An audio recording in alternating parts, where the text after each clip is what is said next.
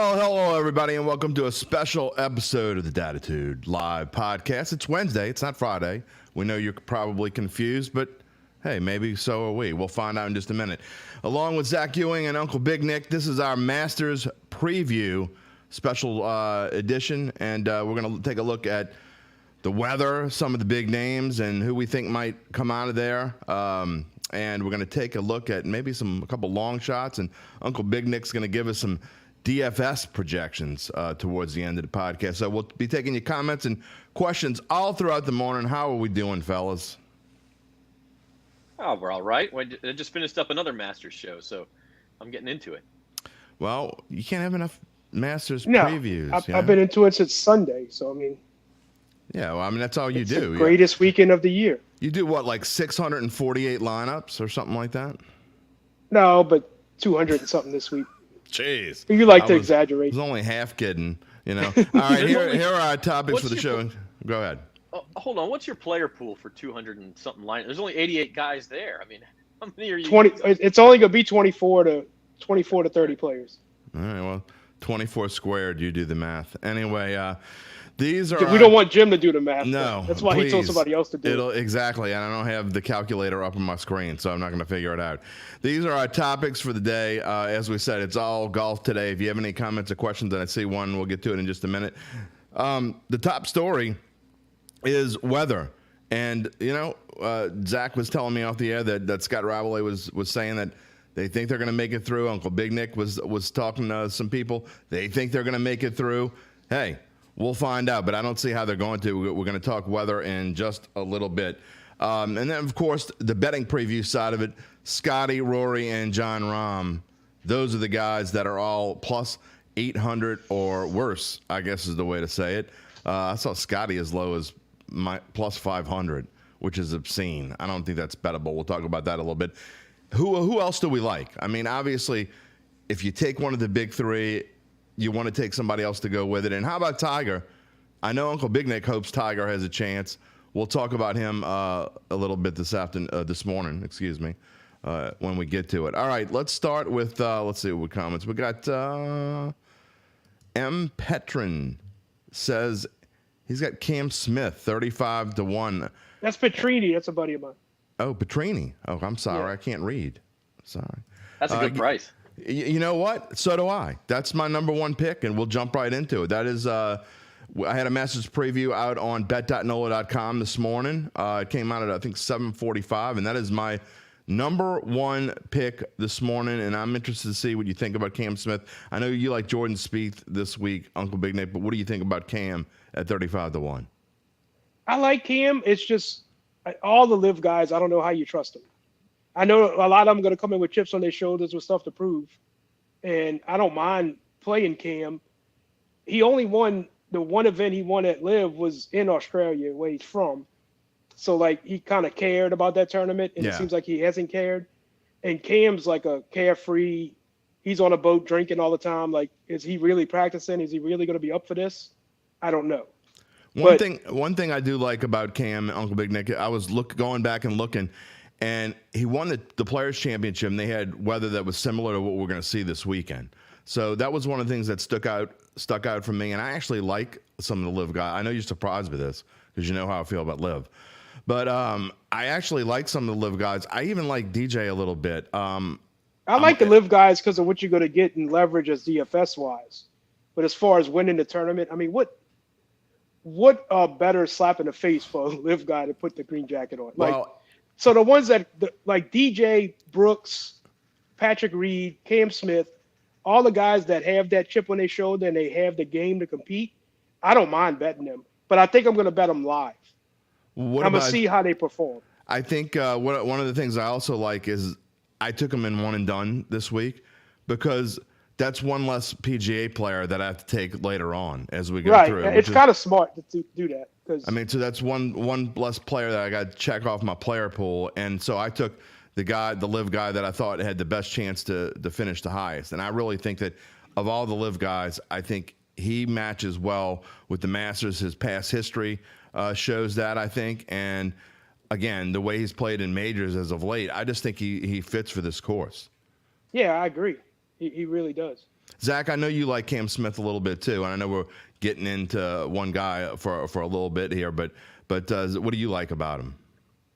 Yeah, I mean, I like him. I think I don't know yet if I'll bet him, simply because when you bet one of those guys at the top, and that's kind of how you have to frame your whole betting discussion, is if you're going to bet one of the guys at the top, how much more bankroll do you have to go down at all? I mean, unless you're just betting a couple of long shots with him.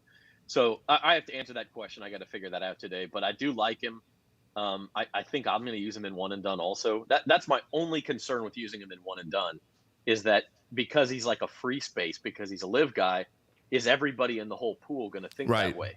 And I've got some catching up to do. So do I want to use him in one and done, and then I'm not going to catch up if he wins?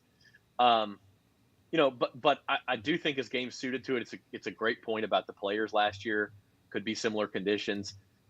He plays well here. I think Andy Lack's podcast, he had a quote from him where he sort of sounds like almost dreary about playing for Liv. And I guess that could go one of two ways. Like, I don't think he's the only one. No, but I mean, like, does that mean these guys this week is a reprieve for them, where they're like, oh my God, I get to play for something this week, and they're going to play super well? Or does it mean I'm not used to playing for crap, so now I'm going to go out there and I don't have my competitive juices flowing, and I'm going to get buried? Does the 4-round thing matter? I they think play 3 rounds on Liv. Yeah. Like, I know all these guys are in better shape than us, but still. I don't know that matters, right? Not for a guy. Can't. And look, here are his last 5 Masters performances, and I'm gonna go from this 2022 back to 2018 in that order: 3rd, 10th, 2nd, 51st, and 5th. I mean, you're talking about 4 top 10 finishes and 3 top 5 finishes. Another reason why I liked him for one and done. Even if he doesn't win, you're still going to get a good number there. And I'm probably going to bet him. I've already bet him, like Mr. Petrini over here. I'm 35-1 at DraftKings. I also bet him. I'm going to bet him probably top 10 as well. So I got to get some prices. Look, you getting love over here, Uncle Big Nick. You're the GOAT. Do we need to do what the Lakers did last night? Did y'all hear that? LeBron's talking to the media and they're making goat noises. The goat chirps. Yeah, I got. I can't deal with that. All right, let's get into before we get into. I was promised we wouldn't have to talk about LeBron. Yeah, before we get into more players. Sorry, my bad. Here, I do want to talk about the weather, and you can't get around it. And our little graphic here shows you some of what they're going to be going into this weekend, and it goes. Not only does it go from dry, tomorrow looks like it's going to be okay, to wet, but it also goes from hot to cold. And I find this is interesting, as I do. Uncle Big Nick knows I love to talk about the weather. I think I talk about the weather on almost every podcast. You should have been a weatherman. I should have been. You're an old man. That's what old men do. No, I did it when I was in my 20s, too. I love to talk about the weather. I don't know what the deal is, but okay. So can anybody be more wrong at their job more often than a weatherman and still have their job? Probably us. We're close, right, Zach? Sports betting. No, if you're wrong 60% of the time, you're we're not wrong 60% of the time. That's what I mean. Kidding. It's a complete. I'm completely facetious. All right, Friday, as bad as it looks, though, guys, I think that they'll be able to play Friday because even though it's 80%, it's not. I don't think it's going to be one of those all-day rains. It's going to be like in and out, so they'll be on and off the course. It's not going to be very fun for them. But Saturday looks like a complete washout at this point. You can tell me what you guys hear. I'll start with you, Zach, because you talked to Rab, and I'm interested to hear what they think. But that's a lot of rain. Yeah, I mean, Rab and John Boyette, who's been to 38 Masters or something, and it's the former sports editor of the Augusta Chronicle, was on with me too. And we'll put that on this Bayou Bets YouTube channel later today. But they both had a lot to say. I mean, they both seem to think they're going to push through whenever and however they can, as long as there's not lightning, they'll play. And I mean, like, I look at that forecast, Jim, and it's not going to be that windy. 10 to 15 miles an hour. Yeah. And if the course is going to be soft because of the rain, and it's not going to be that windy, and they're going to keep playing, are we sure the conditions are going to be as difficult as everyone seems to think? I mean, maybe they're not. The ball's not going to travel as far in the fairways, but you'll be able to throw darts at the pins. Does this help a guy like, I don't know, Siwoo Kim doesn't drive it very far, and he played bad last week, but does it help a guy? Who this helps? It's Rory. Rory is so good in wet, dreary conditions. Well, I mean, that's what he grew up playing. Right. So, I mean, the Europeans, maybe. I mean, Lowry, Fleetwood, Fitzpatrick, all these guys that are used to this. Justin Rhodes, Adam Scott, like to name a few. Well, That's going to deal with this weather. Petrini, speaking of weather, he says a doctor's actual title is practicing physician. So they're wrong all the time. This is true. They don't have to give warranties at all. No, I just hope they're not wrong whenever they look at me. I don't know. I just don't see how they finish on Sunday. I mean, I could be wrong, but it's not just the rain that they could end up washing Saturday out, but Sunday they're going to be hit or miss all over the place. And I agree with you, Zach, that I don't know that the weather plays as huge a factor as it does. I mean, you're talking about the wind. I don't know if the wind plays as much of a factor, but if it rains, you can't play when it's storming. I know, Nick's talking about how as long as there's no lightning, they're going to play through, but they're not going to be playing in storming weather. Either one of you can take that. I mean, no, not if it's like a torrential downpour, but are we sure that's what this is going to be? I mean, just because there's a 100% chance of rain doesn't mean that could mean it drizzles all day. Like we see that around here all the time. So, I don't know. I'm curious to see how it affects it. I think if you're talking about for DFS purposes, playing a wave edge, like I need AM, PM guys or PM. I don't know how you predict that because even if you see one in the hour by hour forecast that's going to come out today, and Nick, you can speak to this better than I can, but you don't know if the round gets delayed, that all gets thrown off. I mean, I don't see how you can say that it's going to be a definite advantage for anybody. No, you could play a wave edge, but it's just like last week. Last week I tried to play a wave edge and they had fog in the morning that messed up everything. Yeah, that was weird. Yeah, so you could try and predict a wave edge, but there's no guaranteed on wave edges. Yeah. So I mean, I right now I'm leaning towards my guys starting in the PM on Thursday because I think Friday AM is going to be the best conditions that they're going to see all week. Yeah. So even if my guys don't finish Thursday evening, if they got to come out and finish Friday morning, then we're good, because they're going to be in the best conditions. I mean, that's guys like Spieth, Finau, Fleetwood, guys like that are going off late Friday. Yeah, that's what worried me a little bit about Cam because I think he goes off at 10:30 a.m. Eastern time on Thursday, which means he would probably play. I didn't look at what that correlates to on Friday, but I'm sure it's Friday afternoon. So Friday 1:30-ish. Yeah, it's Friday it's 2 p.m. Eastern, so it's so 1 I mean p.m. that is chances are he's finishing his second round Saturday morning, though. I mean, could be. If we're being honest, there's going to be some kind of a delay. So I don't know. I will say this: in 2003, rain washed out the entire day Thursday. They did not play a single hole, and they were back on track by Sunday's tee off. So they do it better than most tournaments. We got to remember too, Jim. This is not 156 players like normal tournaments. Yeah, that's true. The players. That's also true. Very true. It's only what is it? 110. Yeah. It's right. 100? I thought it was a little over 100. I think. So that does make a difference. And top 50 make the cut. So I mean, it ain't. No, it's only 88. It's only 88 guys. Oh, it's 88. Okay. Hence supposed to be 91 or something, but they had some WDs and some past champions who declined the invitation. It's 88. Hence so you're why talking about Scotty is minus 1,600 to make the cut. Well, and I mean, honestly, that's something Tiger, I know we'll talk about Tiger. I think he's minus 150 to make a cut. If you like him, make the cut bet. You got to, all I have to be is in the top, really, honestly, with ties, probably 60% of the field. And you've got Fred Couples and Vijay Singh out there who are, I mean, thanks for showing up, guys. It's good to see you. But does anybody seriously think? I mean, they're Sandy Lyle. So in reality, you're really only talking about 80 players, and with ties, maybe it's 55, even 60 guys who make the cut. I mean, it's not going to be that difficult. They got Sammy Lyle playing with 2 live guys. I don't know the names, but that's. I'm sure that's messed up. I didn't want to decided to do that. That's messed up.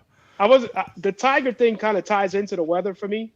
Yeah. Because cold, rainy, delayed weather I was gonna say, is not good for Tiger at all. If he has to play more than 18 holes. Yeah, but in the first 2 days, though, I think it does benefit him because it's not going to be cold the first 2 days. And I think that softer conditions and him knowing the course and knowing how to get around weather. I mean, he's played under every scenario you can possibly imagine. I agree. You can't bet him to win because Saturday and Sunday being cold and having to go in and out and stop and start are not going to help Tiger Woods. Right, But because I he's think got to do so much to warm up that lead. I think Thursday and Friday's weather actually helps him make the cut. So minus 150 to make the cut, I actually like that, and I wouldn't normally for Tiger, but I think that he makes the cut with this kind of weather and the soft. He's only got to beat 38 players. That's exactly players. And 5 of them are. Mike 5 of them have no chance. Fred Couples. I mean, yeah. So and a couple of amateurs who, maybe they play well, but maybe they're in over their head. I mean, you just only have to beat like 25 legitimate guys to make the cut.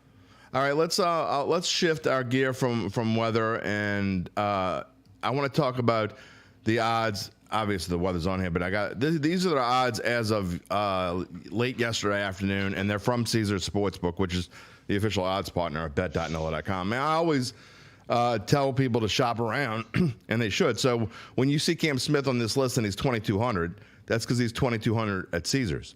You have to shop around, and you'll find some numbers at Caesars that are better. You'll find some numbers that are better at FanDuel. You'll find some numbers that are better at DraftKings. But look, if we're being honest here, I think just looking through, I think DraftKings has a lot of the best numbers. So look, but shop around. Whoever you like, get the best. And these are just the top tier guys. Okay, so when we're talking about Scotty and Rory and Jon Rahm, and I'm gonna start with you, Nick. What do you think? Zach sent me something yesterday that I actually kind of liked. What do you think the chances are that it's one of those 3 guys? Because I think it was either DraftKings. Was it FanDuel that had the thing you sent me yesterday? I want to say you can actually find it more than one place, but it was plus 190 for one of the big 3 to win. And minus 240 for the field. 240, yeah. Where would you go with that bet, Nick? The field. You would take the field. You don't think it's going to be one of the 3? See, I don't like Jon Rahm. I think the only one of the 3 that could win is Rory. Okay.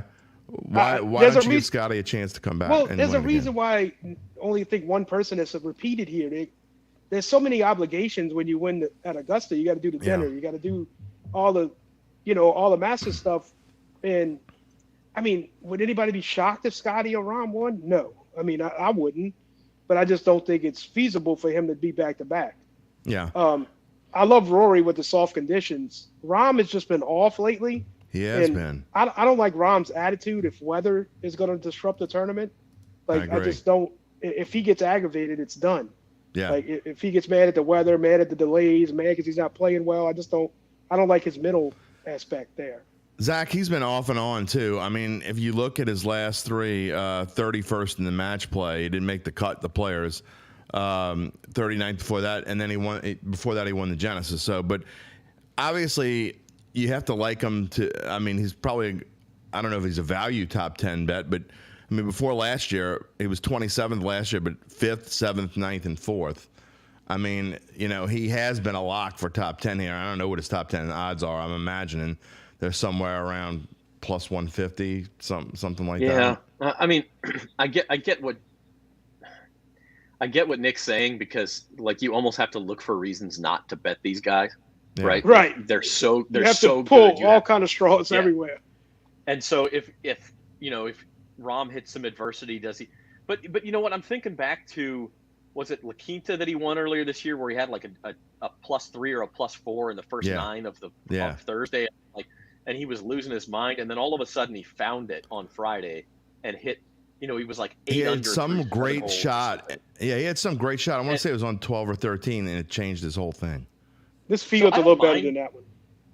Yeah, and the course is tougher too. I mean, I get that, but I'm just saying, like, from a mentality point, I don't know that he's unbettable. I think you are looking for reasons not to bet the guy. But Jim, like you said, 4 top 10s in the last 5 years. Like, he knows how to play here, and he's shown that he can play. Seems like the most likely.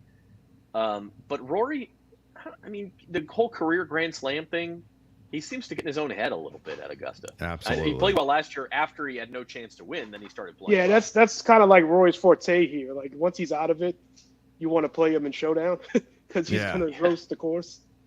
Andy likes Jon Rahm, and I get why you would like Jon Rahm, but of the big 3, and I get why everybody loves Rory. But again, I don't want to bet any of these guys. I bet a little bit on Rory.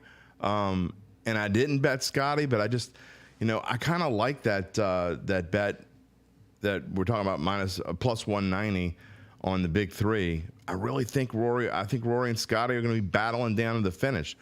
Again, what's better for the PGA than that to happen too? Yeah, and look, and I know Nick, your one and done pick this week is Jordan Spieth, and I think that Spieth is a great. I love the way that he's played lately, because short game obviously for this course, I think short game might be the number one factor going in. Yeah, you got to be creative. No one has a better short game shots, than Jordan Spieth. Nobody's magic beans is ridiculous. I mean, I'm so pissed at Spieth over a couple weeks ago that I can't bet. I can't do it. Yeah. You can't hold grudges, Zach. You can't hold grudges. I know. But for those who don't know, I meant to put $20 on him to win the Valspar and accidentally put 200 in it. And then he had the tournament in his lap on the back. He was leading down like 15 or 16. So you mad at him because you made a mistake. Exactly.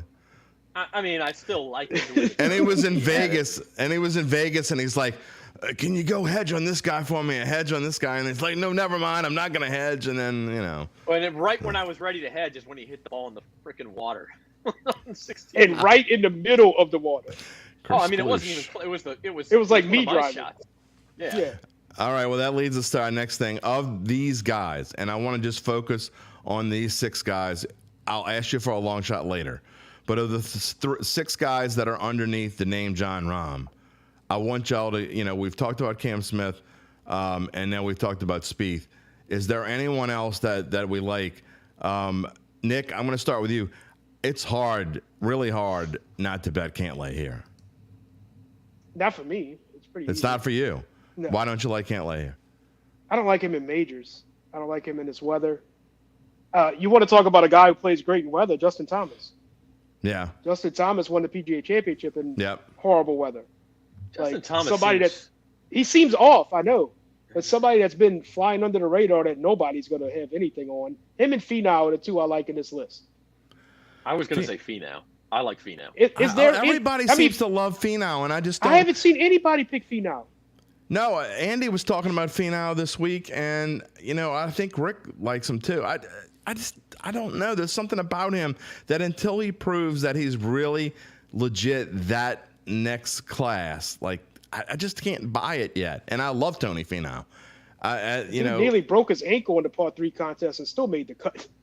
I'm just saying, there's just something about him that I can't buy right. 5 years. Yeah. Yeah, I don't know. Well, you look at him at the Masters, 35th, 10th, 38th, 5th, and 10th. So, I mean, obviously he knows how to finish up there. I mean, I don't mind him for a top 10 bet. I just don't know to win this tournament if he has what it takes. But, what do you like about him as far as like this weather? Does this weather help him at all, Nick? Yeah, I mean, he's really good with irons. I mean, he's going to be fine. It's all about the putter for him. Yeah. If the putter's working, he's good. And all the greens are going to be as fast as they normally are with all the weather. I don't know. I don't think so. I mean, they got the sub-air system to dry them out, but yeah, don't they have refrigerators under the ground? I'm just kidding. To some extent, they have vacuums. Yeah. I was just talking to John and Rab. You can actually feel the vacuums under your feet when you're walking close to those greens, and there's like a hum. Place is a little bit dystopian if you think about it. They're like they're piping in bird sounds on TV, and they got the vacuum under the ground. I mean, we all love it, but yeah, that's a word too big for Nick and I. By the way, Zach, we don't use words like dystopian on the Dattitude podcast. Big Brother scary. How about that? There you go. That's way better. Yeah, thank you, Zach. Who do you like on the second tier? And it doesn't have to be from this page, but second tier guys. Who's your guy there? I like Finau. Justin Thomas is interesting. Like Nick said, I wouldn't bet him to win, but I'm certainly thinking about playing him in DFS because nobody is going to play that guy because he's in bad form, and so sometimes that's what you have to do. Like you can get a Xander at a 25 or a Homa at 28. Cam Young at 35. Homa. I mean, all of those guys to me, like there's value there if you do. And we talked about that prop bet, the plus 190. One thing I'm thinking about doing is what if I pick 3 or 4 guys in the 20s and 30s, and then I just hedge with the plus 190, and if any of those guys win, then okay, I broke even. You don't have to bet that much. to do that. And so if one of them win, you just break even. And if one of your guys wins, then obviously you had a good week. Nick, I like Homa as well. Why do you like him? I mean, it just seems like the perfect course, the perfect weather, the perfect everything for him. He's in great form right now. I know he don't have a great history here. Bad history here. And everybody talks about, having a good history at the Masters. I value playing here more than I value having a good history here. I mean, if he's played here 6 times and has, I know he hasn't. I'm just throwing these numbers out 3. there. 6 times and has 4 top 30s. Okay. I'd rather that than somebody that's played here once and has a top 5. Yeah. You know what I mean? Like, I want somebody that has history. This is his 4th time, though, so I think this is the time that you see real improvement. I think after the 3rd time, it really kind of kicks in. Yes. So another reason why I like him. I don't necessarily like him to win, but I definitely like him top 20. Former winners, and you look at this list, I mean, it's mostly guys you would expect to be on this list, except for maybe Danny Willett in 2016. He won at 5 under. But, Scotty last year, Hideki kind of came out of nowhere. He had not fared well. Hideki is a guy who he hadn't fared well at this tournament, Nick, before he won in 2021. So that was kind of that was the perfect storm for him. He came out after a delay and just roasted this course and won. Yeah, he won at 10 under. Getting past Will Zalatoris. Another guy I like. I like Willie Z this week. Another top 10. I don't necessarily like him to win, but I think he's got a chance to be top 10. But before he's been kind of off too after the injury and after having a stomach virus. He said he lost 7 pounds. I don't know where that guy can lose 7 pounds. Why does he putt? Why does he putt well at the Masters, but he can't putt? I mean, he putts well in majors, but he can't putt in a regular. You ever watch him putt? I mean, it's the weirdest horrible. thing. Like, but he putts well at the Masters. Yeah, I have no idea. What's like Hovland has good. As to whether Hovland has good around the greens at majors, but he sucks around the green everywhere else. Maybe it's because they can't read greens, but here no one can read Augusta greens, so just putt it towards the hole and hope you get it right. Regression to the mean. Hey, who's one guy under, like, say 30 to 1 you guys are definitely not playing? You mean to win? I mean, there's a bunch of guys. You're not playing. Like, you're just fading them completely. I'm not playing Jon Rahm at all. I don't think I agree with Nick what he said about and what y'all have said. I think this weather is going to mess with him. Not that he doesn't play well in good weather, but I think if you have a bunch of starts and stops, if he has a stop after he has a bad hole, he's going to sit there and think about it for an hour. I don't like Jon Rahm at all. Or if he has a stop after he has 2 good holes, same thing. Yeah, maybe so. I'm not betting him at all in any shape or form in this tournament. I know I'm opposed against some of the big ones, but that's where I am. Nick?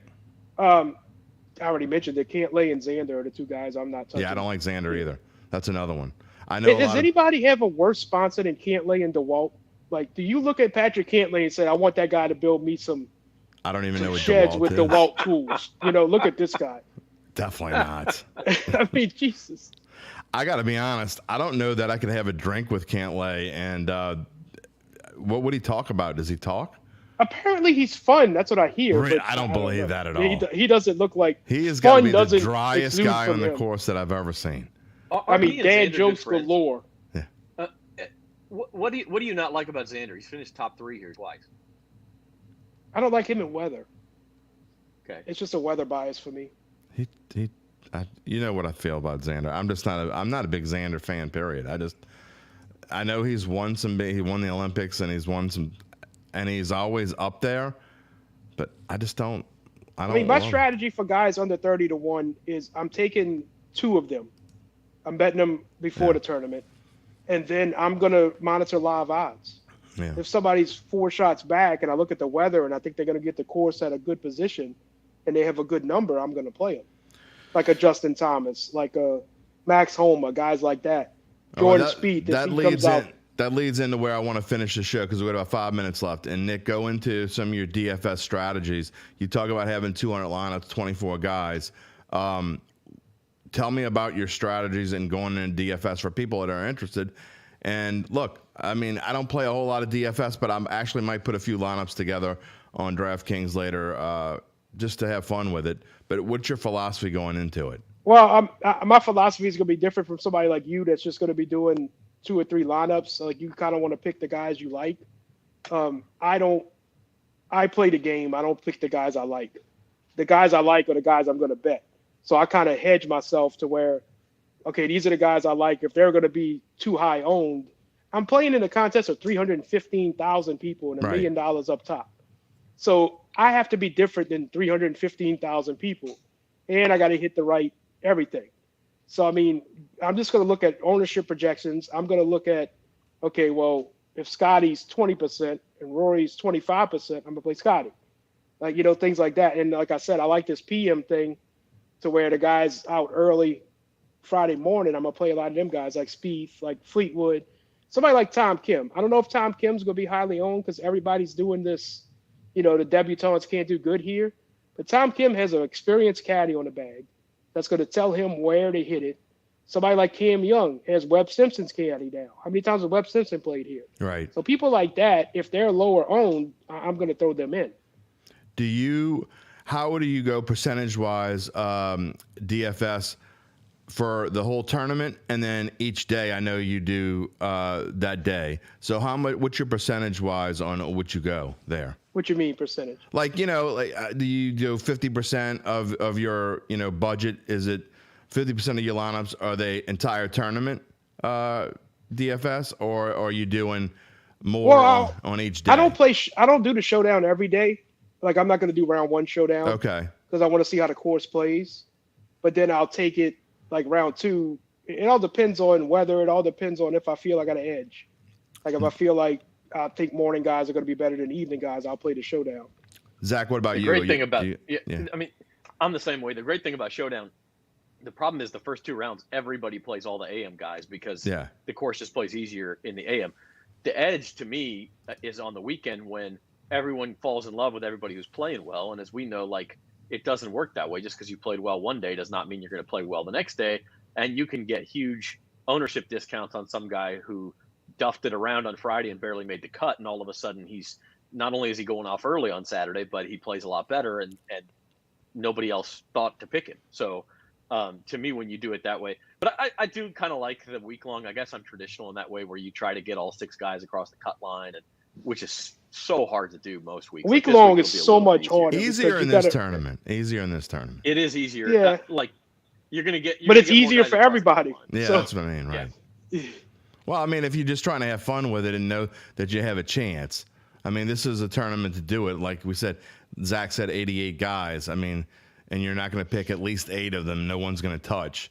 So 80 guys, and you only got to get 50 out of 55. So you got a pretty good chance to go 6 out of 6. And you have to go 6 out of 6 to have a chance to do anything in the Masters, for sure. Guys, It's been a lot of fun. I've enjoyed it. And the regular Dattitude will be back on Friday. I'm not sure who my guest is yet, but we're going to be talking a lot of Pelicans, I'm sure, as they have a big one tonight against the Memphis Grizzlies. I still don't get why they're 5-point favorites. That makes 0 sense to me. Maybe we'll see it in daily best bets today. Memphis doesn't need to win. I don't know. Yeah, maybe. We can get off on that tangent. Yeah, we'll see what happens with that. All right, and you guys, as always, you can go check out, I will add my monologue to this podcast, and you can find it wherever you find your podcast. Check out Dattitude. Search for it on all major podcast platforms, and we will see you on Friday. Thanks to my guest here. Enjoy your week. Enjoy the Masters. Best week in golf.